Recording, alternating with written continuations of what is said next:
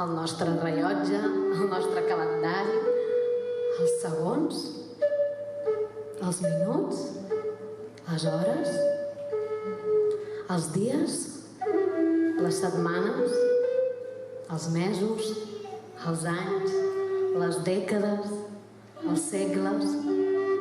El temps és infinit. I la bellesa? Què és la bellesa?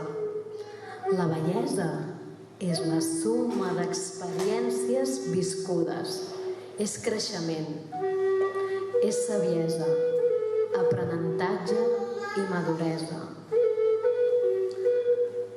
Acceptar el pas del temps és acceptar la bellesa?